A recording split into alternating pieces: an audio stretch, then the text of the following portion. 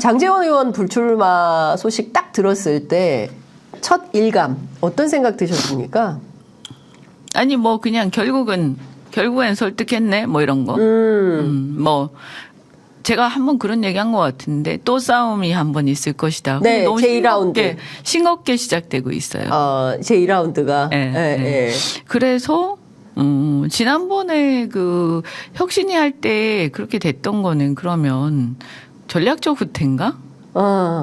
예. 그러니까 제대로 안 싸우고 그냥 물러난. 그냥 이렇게 물러난 어떻게 보면 그냥 그 왜 전초전 같은 거 그런 거였나 보다. 그러니까 예고편 같은 거. 예고편, 개봉박도. 네, 뭐 그런 거였나 보다. 그래서 토호 세력들이 소위 기득권 세력들이 이기는 줄 알았는데 그건 아니었네. 뭐 이런 거. 네. 결국에는 용산이 아주 집요하구나. 집요하구나. 용산이 아주 집요하구나. 예. 자기가 원하는 대로 관철시키려고 하겠구나. 그러면 제가 보면 그 국민의힘의 기득권 세력이랄까요. 이런 분들하고 적당한 수준에서 타협을 할 건지 아니면 다 쳐낼 건지 모르겠는데 뭐 용산하고 뭐 검찰하고 나오려는 사람들이 뭐 거의 한 100명은 되지 않겠어요. 그렇죠. 그중에서 핵심 자신이 꼭 지켜야 되겠다 하는 사람이 한 30-40명 될 거고 영남은 다 비워야 되겠죠. 그리고 이미 제가 듣기로 오늘 아침에도 그 얘기 들었는데 오면서 부산 같은 데도 온 전신에 이제 뭐 검사 출신들 이렇게 나와 있는데 또 용화대라고 하나요? 용화대 출신들이 그 사람들이 다니면서 대통령께서 나가라고 했다. 하고 다닌다는 거예요. 부산 지역을 하고 다닌대요 사람들한테. 대통령이 나가라고 해서 나왔다. 그런 식으로 뭐 자기가 좀 자가 발전하는 것도 있겠지만 그런 사인은 받았겠지. 그렇겠죠.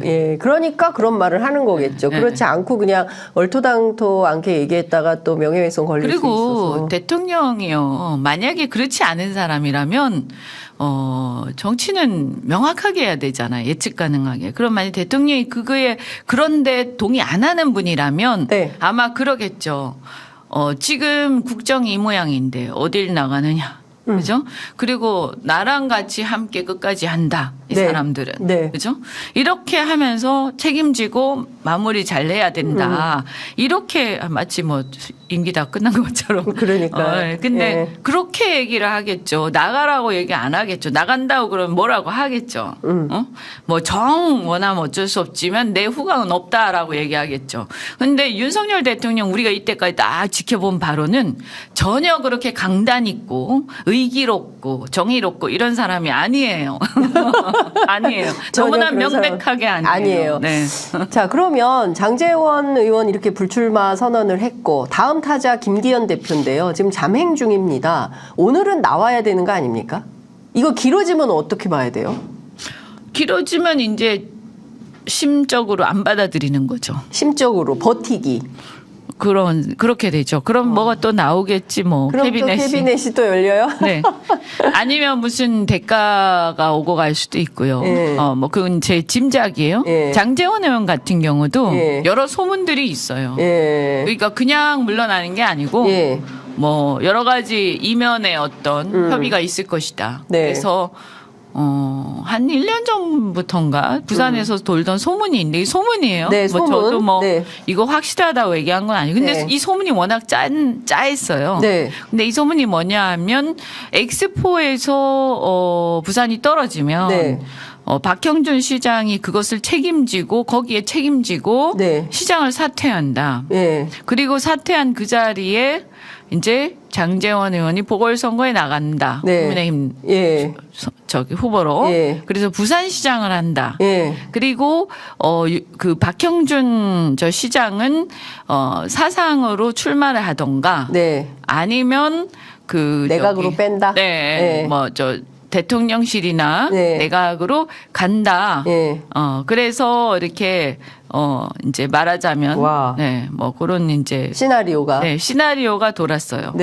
돈지가 좀 됐고 그 시나리오 굉장히 많이 돌아서 부산의 그 소위 정치 주변에 있는 사람들 다 알고 있을 거예요.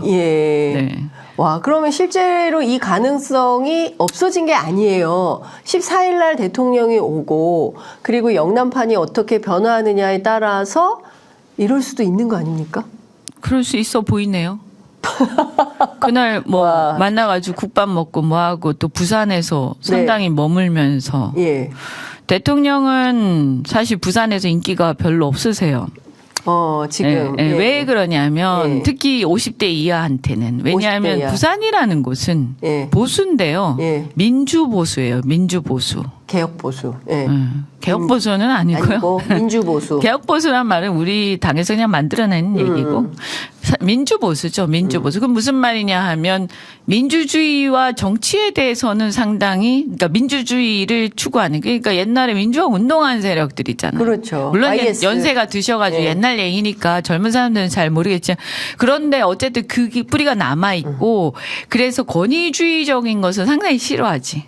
권위주의. TK하고 또 달라요. 네. 그러니까 TK는 주류가 되고 싶어 하는 그 성향이 있고요. 주류. 그러니까 우리가 정권 잡는 거야. 네. 이런 거고 네. 부산은 왜 보수냐 하면 피난민들이 모여 있잖아요. 그래서 거기 뭐 호남 출신도 많고 제주도 출신도 많고 남해 출신들도 많고 옛날에 그 개발이 될 때 굉장히 많은 사람들이 외지에서 일하러 왔는데 맞아요. 근데 이분들의 특징 여기에 원래 또 보수 성향을 가진 그러니까 이 북한에서 뭐 먼저 맞아요. 피난을 내려왔든 또 서울에서 내려왔든 이 이제 유일하게 저 남아 있던 곳이 부산이었기 때문에 미군이 이제 있으면서 거기가 이제 임시 그렇죠. 정부가 있었잖아요. 그러니까 부산은 상당히 이제 대북 문제, 안보 이런 데 굉장히 보수적이고요. 네. 그리고 뭐 그 원조 피난민들이 있는 곳이죠. 네. 그래서 이 보수적인데 근데 한편 민주화 운동을 했기 때문에 이 어떤 그런 게 남아 있어서 권위주의적이고 뭐 군인 뭐 이런 검찰 이런 거 상당히 싫어하죠. 네. 그러니까 대통령이 굉장히 인기가 없는데 거길 또 권위적이시잖아요. 중영도구에 가가지고 떡볶이 먹방을 하고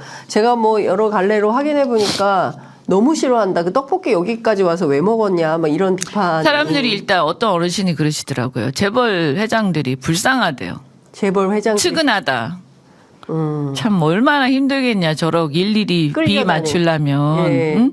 그리고 얼마나 쫄리겠냐 언제 어떻게 예. 잘못 보이면 감옥 갈지 모르는데 이재용 회장은 이미 윤석열 대통령에 의해서 감옥을 가셨잖아요. 그렇죠. 응? 예. 그래서 아직도 그게 또 진행 중이고요. 그러면 감옥 안 가려고 저렇게 끌려다닌다 이렇게 보는 거군요. 무섭잖아요. 예. 그렇게 봐요 사람들은. 사람들은. 예. 무서울 것이다. 예. 아직도 그 몇 개는 진행 중이잖아요. 그렇죠. 예. 예. 그런데 또 어떤 분은 뭐라고 하냐면, 아유, 저 임기가 끝나면 또 불려다닐 텐데. 네. 다음 정권에 의해서. 예. 그러니까 임기가 끝나면 또 수사받는다 이거죠. 네. 특검 같은 거. 그렇겠죠. 그래서 이 재벌들의 신세가 참 처량하다. 네. 그러면서 하는 얘기가 뭐냐면 네. 지금 경기가 나쁘고 네. 경제가 어려운데 저 사람들이 회사에서 일을 일을 제대로 해야지. 하고 네. 우리 국민들 우리 국가를 위해서 뛰어다니도록 해야지 지금 붙들어 놓고 왜 떡볶이 먹이고 있냐. 이 바쁜 와중에 네, 네. 우리 국민들이 그것도 모르는 줄 아냐. 한심하다. 예. 지금 뭐 하는 짓이야. 이 떡볶이가 우리한테 무슨 도움이 돼. 그러니까요. 예. 대체적으로 결론은 그렇게 나더라고요. 그러니까요. 아니 지금 보면 이런 것 같아. 그 집만 대박 났어 떡볶이집. 뭐 이런 상황인 것 같다. 그래서 사람들이요 이제는요 그런 식의 어떤 마케팅 그거 안 통해요. 그 주변에만 좀 좋아할 뿐이지 그것을 멀찌감치해서 보는 사람들은 매우 싫어하고 그런 마케팅이 통할 때는요 박정희 시대예요. 네. 그러니까